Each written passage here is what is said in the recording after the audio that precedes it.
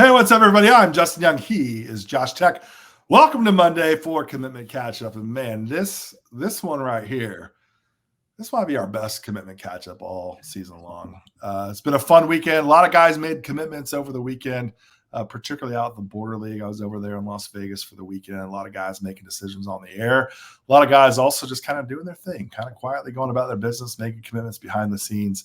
We got a nice variety of players, Josh Tech, in this week's commitment catch-up, from the Blue Bloods all the way down to the guys who are going to mess up the Blue Bloods in March Madness, which happens every year. So, we're excited to talk about it. And, of course, one of our favorite guys from the Hoop Scene Association is off the board. And quite frankly, I think one of the biggest steals of this entire 2024 class. So we're going to get into all of that. Man, we've been talking about there's this lead up that's happening where we're going to see like this flurry of commitments. This was the weekend, right? This was the one that we were kind of for. And I feel like now it really kind of, I want to look at I haven't looked at it yet, but I kind of want to look at our positional list now. Like, what positions are the slimmest now in available talent, which ones are still pretty, plentiful. So there's a lot of things to kind of come through with this weekend, but let's go over. We got 4 guys that made decisions over the weekend that are all blue blood guys that I think all of them made their decisions on some sort of broadcast somewhere along the way. So I think we'll start there with those guys. The most recent one was yesterday with Liam McNeely. The Texan who's down at Montverde is off the board, headed to IU, going to go put on the candy stripes, going to go be a Hoosier. I saw him over the weekend. He looks bigger. He looks stronger. He looks taller. He looks like an absolute superstar stud. The Hoosiers pulled this one off. And if you're a Hoosiers fan, Josh, on a scale of 1 to 1,000, what's your level of happiness right now? Man, on a scale of 1 to 1,000, it's got to be probably above 500, at somewhere above 500, because Liam McNeely is a guy that I've been a big fan of for a while. Yeah. Hey, if you are either number 1 or number 2 leading scorer on a Montverde team that's as loaded as the one that they had last year, you're doing something right, and that's Liam McNeely. He can absolutely shoot the lights out. And if I know one thing about my Hoosiers, my fellow Hoosiers, I used to live in Indiana for like 3 years. They love a guy that can shoot the ball, and that's Liam McNeely for you. There was a stat, and I don't remember who put it out there. Maybe it was Slater, that said if every player that's been a multi-year starter at Montverde has been drafted into the NBA, which to me is just an absolute phenomenal stat. Liam McNeely looked like that guy. I tell you, I'm with you. I've always really liked him. Montverde, this team that they have, even last year, is a tough team. Like even Cooper Flagg, like, you can be an unbelievable individual player, but they kind of get scaled down a little bit because of the talent level that they have at Montverde and the way that they play. It balances everything out. What I saw from him over the weekend, he looked like a guy that has a really long trajectory. He looks like a guy that a lot of NBA scouts are going to be making their way to Bloomington to go watch him practice, to go play for a great NBA, guy with NBA pedigree and Mike Woodson. And quite frankly, of all the players, I would argue this may be the most excited Indiana fans have been in the Mike Woodson era for a recruit. Like, I saw a lot of Indiana .com beat writers out there in Vegas to cover it. And like, just judging by like a Twitter scroll late last night, I don't know if I've seen Indiana fan base more excited about a player than Liam McNeely coming to IU. And honestly, he's got the look. He's got like the shaggy blonde hair. He's got, great size. I mean, he just looks like a kid that was central casting out of Hoosiers too. So, yeah.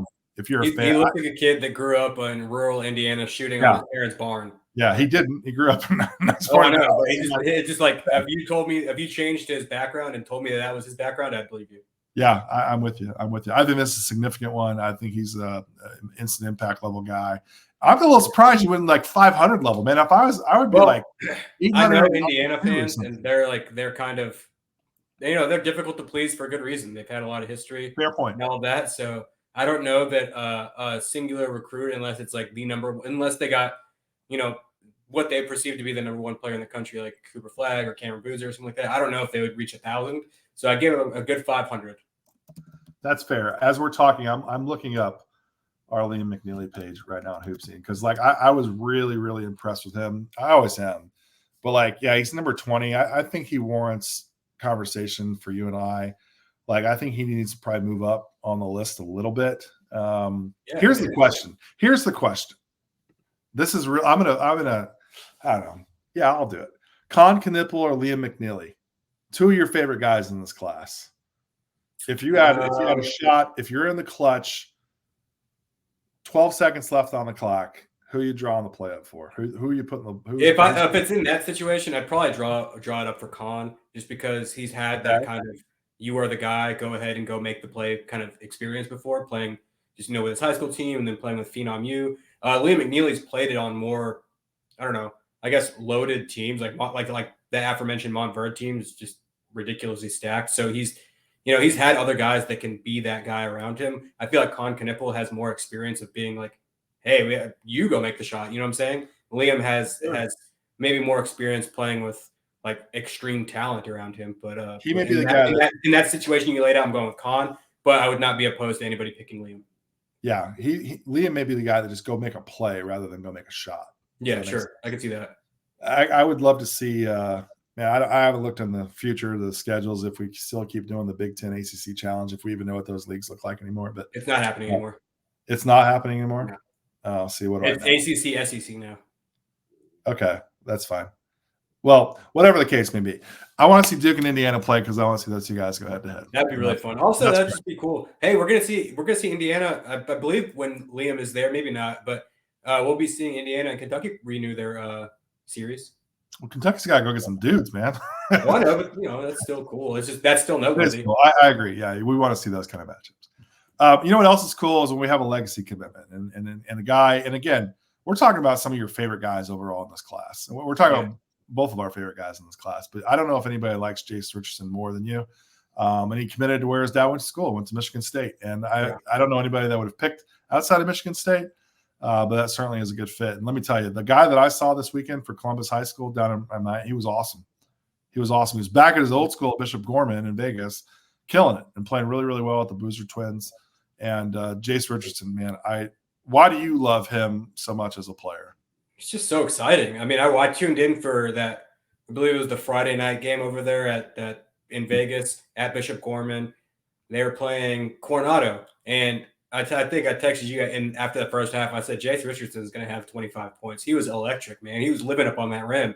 He's just so athletic, and he makes just winning plays. I love him because he's a good player. Like honestly, that's all that it takes is just excite me, be a good player, and that's what he does. Like he's just really fun to watch, and I think he's going to have a really good career at Michigan State. I'm kind of inadvertently wearing Michigan State green today. He's an Izzo guy, man. Like he's such an Izzo guard too. Like there's some toughness to him. Like he just knows how to play. Obviously, the legacy element to it. That also is going to be a fun one. That Indiana Michigan State bout, as it always is. But both of these guys on the same basically weekend to commit to the Big Ten is going to be a lot of fun. Two guys, and I think also guys that have transplanted from desert-ish climates to Florida. That's true. Yeah, I mean Bishop Gorman to Columbus, from Vegas to Miami, couldn't be more polar opposite of places. At all. Yeah. Honestly, I guess he's not in Miami. Never mind. I was gonna say he's kind of in a place that's maybe relevant. Liam McNeely's in a place that's more similar to Texas than Miami. Yeah. It's flat, it's hot, not as humid, but nevertheless, it's still hot and humid. Sure. I get your point.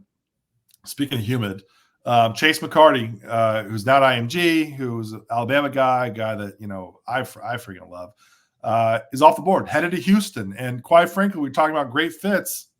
Another great fit.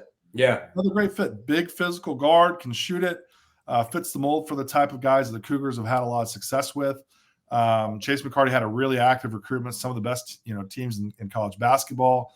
And honestly, I think Houston does such a great job of identification for the types of players that succeed in their system. And I don't know if there's a better player at that position for Houston than Chase McCarty. Terrific fit.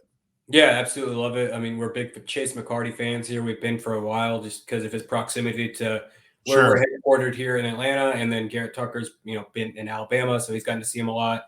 And I mean, absolutely love it. I think, the last time I really, really got to sit down and see a lot of Chase McCarty was at Bob Gibbons in May, and he was awesome.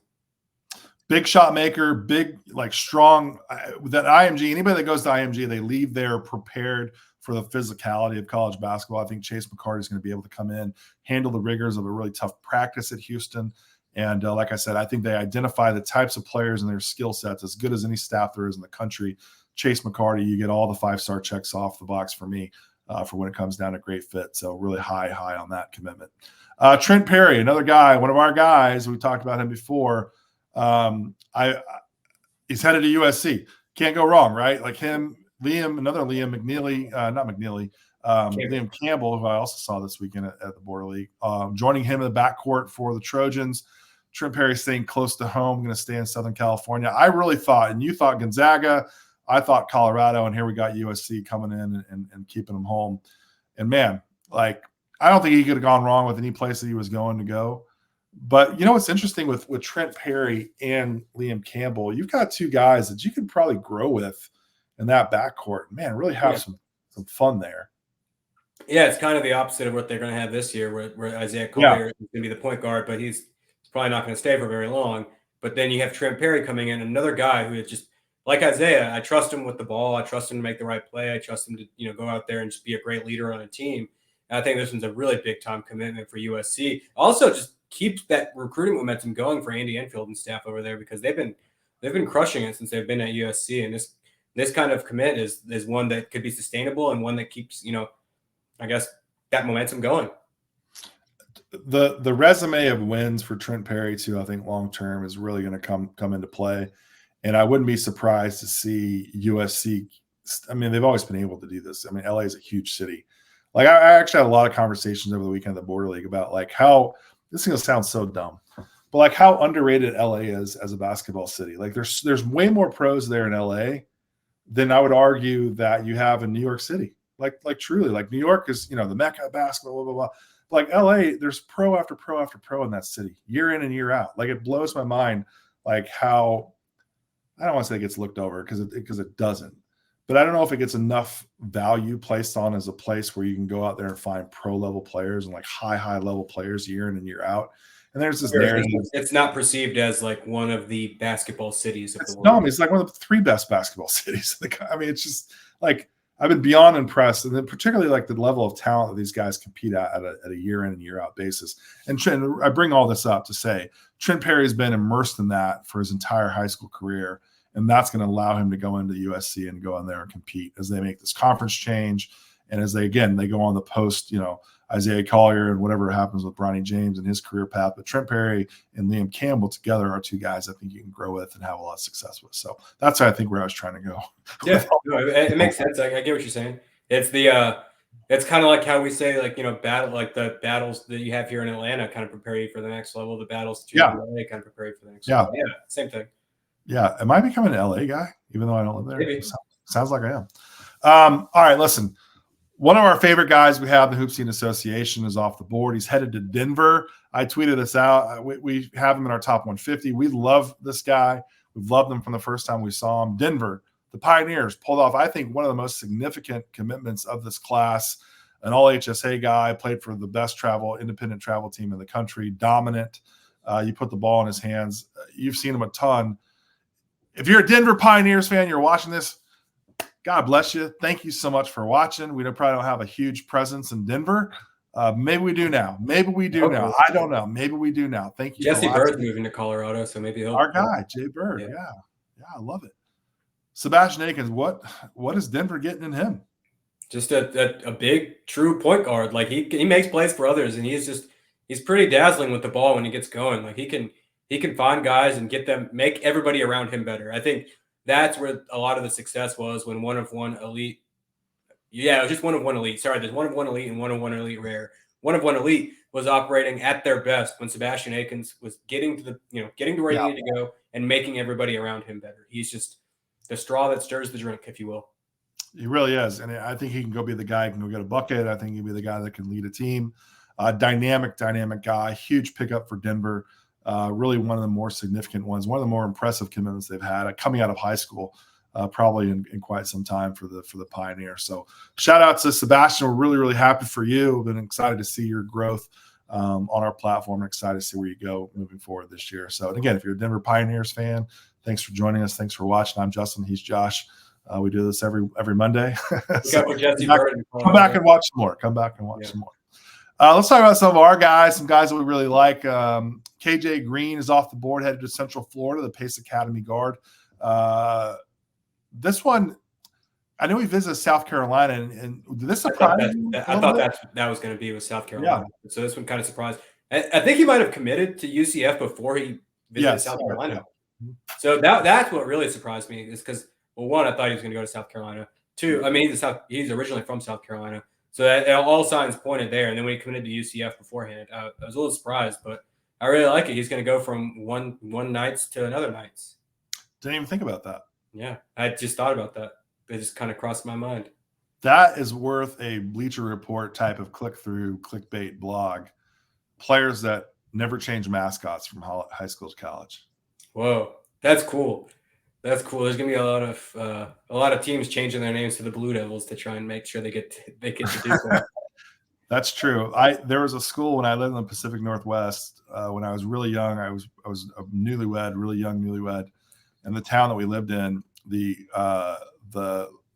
was a huge paper mill in the town, and this high school mascot, they were the paper makers. So the paper makers, that you're done. When you leave there, you are not going to college anywhere else to be a paper maker. So it goes. That sounds like an AAU program that would play with us, the paper makers. Paper makers? Yeah. Actually, that would be an amazing. Now it would actually make a lot. Yeah, paper makers would be a great. As long as the paper makers elite, let's make sure that the elite. Yeah, for sure. Yeah, not the select, the elite. No, it's got to be the elite. But yeah, I really like this one for UCF. I think KJ Green, especially defensively, can be a guard that really causes a lot of trouble for opponents and stuff like that. I think he's going to be a guy that really kind of takes steps forward when he gets to college. He's just a steady presence with the ball in his hand. I think he's going to have a really big season with Pace Academy this year, going for back-to-back state championships. So I think KJ Green's on the up and up. Yeah, Sharma White point guards in college usually have a lot of success. So I sign off on you there. Thank you for making that pivot for me to get me off. Oh, no problem. We've done enough of these where we get off the rails, usually led by me, to where one of us has to kind of right the ship a little bit. We're definitely playing off each other today, which I appreciate that. All right, listen, San Diego State, there's a reason why that they have sustained success is because they know, again, there's a real commonality there between Houston and San Diego State. No surprise, they identified talent really, really well for the style of play that they want to go play. Farrell Compton out of Las Vegas is the most recent guy to commit to the Aztecs. He's going to join his Vegas mate, Taj DeGorville, who I freaking absolutely love. He was great for Wasatch Academy over the weekend. But Farrell Compton, he was at AZ Compass Prep last year, and now he's back in hometown in Vegas. He looks great. Physically, he looks great. Looks like he's in the best shape of his life. And the way that San Diego State, they want to play tough. Farrell Compton, if he can stay within the blocks, I think that guy can legitimately shoot 70% from the field and be the most efficient interior post player there is, not just in their conference, but honest to God in college basketball. I really believe that. Yeah, for sure. I'm a big Farrell Compton guy. I don't get to see him as much as you do just because he's out in the desert and I'm not in the desert. But I think that it's really telling to show you how San Diego State recruits. When you go look at the two guys that they have in this class with Taj and Farrell, they're both kind of bigger, more physical guys. They're going to try and bully you around, and that's how they made it to the Final Four. That's how they get a lot of their success. So it's just kind of, you look at the type of player, the archetype of player that they go after, and they got two of them right here. And it just kind of, this class just shows you how they want to operate. Both of these guys have long-term, 80+ starts in their career type of guys, like legitimate, tremendous pickups for these Aztecs. I love both of these guys for this class. And they got them both out of the great city of Las Vegas. Yeah, I'm gonna have to, my dad lives in San Diego, so I'm gonna have to go see these guys at some point. You're gonna have to do it. Yeah, go get great tacos naturally, as one would in San Diego, and go watch the Aztecs. Yeah. So we mentioned Taj Gorville for Wasatch Academy. His teammate Malik Diallo, who has played in Utah his whole high school career, is off the board, headed down to TCU to go play for the Horned Frogs. Really, really good defensive player in the middle. Going to be a big physical presence for Jamie Dixon. Malik Diallo has gotten a lot of improvement. What am I trying to say? Very much improved from the time they started high school to where he is now. Big, strong shot blocker, great wingspan. You're really typical, impressive five man in the middle. Yeah. So you're telling me that TCU games are going to be low scoring and not that exciting to watch? Imagine that. It's going to be a defensive presence. Imagine that. Imagine that. That's going to be cool. I like brands staying on brand, and that's cool. I appreciate that. Well, that's kind of been the theme, right? Like these programs evaluating properly for their programs. Yeah, for sure. Finding guys to go in there and fit that. So shout out if you have success a certain way, stick with it by all means. I love watching it's part of the charm of college basketball, watching some of those ugly rock fights. And Jamie Dixon's been participating in those for a long time. He's just a defensive minded, gritty coach. Well, I mean, I think you have to now, right? Like you've got to be really great at what you do because your opponents like you don't have any regularity anymore. Only thing you could like the old cliche, control what you can control, and you can control your roster, or at least how you want to build it initially for the type of player until they leave and you got to start all over again and get a transfer. Yeah. So, anyways, that's what we may need to do is go through this and go, what's the transfer odds on some of these guys? Let's talk about some of these bracket busters for a second, if you will. We thought there was a lot of commitments over the last week since we did this one last. You know what? I went over, well, let's talk about Marquise Passmore real fast. I mean, basically, great job, Kansas. I mean, like, I don't know what else to say. Like, another great job, LeBaron. Maybe LeBaron helped out with that. Tremendous class they've got coming in. 3 studs, 3 guys that can play right away. Marquise Passmore, guy. Really, 3 like top 35 guys. I don't have all rankings pulled up. I'm going off the top of my head. I think like 3 top 35 guys. Yeah, tremendous. So, I mean, 5 stars all around. Good job. Good on you, Bill Self. You did it. You're also number 1 team. Hey, Kansas recruited well. Oh, wow. Surprise. Yeah, imagine that. So, there were, well, not to dismiss it or devalue it, but no, it's awesome. We love Marquise and we love this class that Kansas has. We're huge fans. It's just Kansas being Kansas. You know, at this point, you got to be like, all right, yeah, they have great class. Surprise. Well, I say all that to say that the 4 guys we're going to talk about now and the places they're going are the types of schools that you see in March Madness knock off the Kansases, that knock off the Indianas, the Michigan States, the Houstons, the USCs. Like, these are the programs we've talked about. We try to talk about this every commitment catch-up, where the playing field, the gap isn't that wide. It isn't that wide. And we know that because we see guys like these guys we're going to talk about, the places they go and why they go to where they go and the value that they bring. I'll start off with Princeton. Like, we saw Princeton kill it in the NCAA tournament. They go down to Miami, Florida. They go get a great player on Columbus High School playing with the Boozer Twins, a guy that we've seen before at Hoop Scene, Malik Abdullahi. Abdullahi. Thank you. You always save me. Man, what a player. What a significant pickup in the Ivy League. Yeah. Non-stop motor. Yeah, he's great. Yeah, rebounds everything, plays his butt off, great on lob passes, guards his butt off. I don't know if you get gotten much better in this class. And they were on him from day one. They got in there and they got it done. And I think Malik, and again, we're talking this beforehand. Remind me again, he plays for the Pistons. He played for the Tosin Evwomo. There we go. Like that type of role, I think Malik can be that same type of guy long term for them as he develops his game. I don't know if he's quite as skilled as Tosin is outside from the basket, but another significant guy that could be like an all-league guy in the Ivy League. Will Moore's headed to Marshall. Talk to me about that one and why is that a significant commitment? I mean, at one point in time, Will Moore had a lot of high majors kind of kicking the tires on him, but he got injured and kind of, I don't want to say fell off the map, but he got injured and kind of wasn't playing as much. So people kind of, backed off a little bit. And then he got, this June, he really started to pick things back up at the Georgia High School Live Period events. Athletic wing, athletic 2-guard, can really shoot it as well. He just does a lot well. And, he's going to Marshall. I think that's a really good one. I think he's going to be a guy that can really help the Herd? Thundering Herd? Are they the Thundering Herd, baby? Yeah. I knew Herd was in there. I just couldn't remember which one was which. But yeah, he can really help the Herd in time. I think he's gonna be a guy that sticks around, obviously, and just develops a really nice college career. Not mad at it. Trevor Henning was one of my favorite players at Section 7 out of the state of Washington. He's headed to Weber State. He had a couple. He had like Pac-12. Washington State was in there. I don't know what league they're in now, but I had some high major schools in there messing around with them. Weber State was in there. They were in there from the beginning. Trevor Henning is a winner. Trevor Henning, I think, can be a major steal in this class. I love him as a point guard. I love him as a creator, as a finisher. Some absolute toughness to him. Comes from a basketball family. A lot to like right here. If you're a Weber State fan, again, kind of like Denver. If you're just finding us now, welcome. I'm Justin. He's Josh. Thanks for watching. Shout out to Ogden, Utah. I've actually been in that gym. My daughter, who's now at Utah State, their high school graduation was there. You got a nice little gym, the house that Dame built.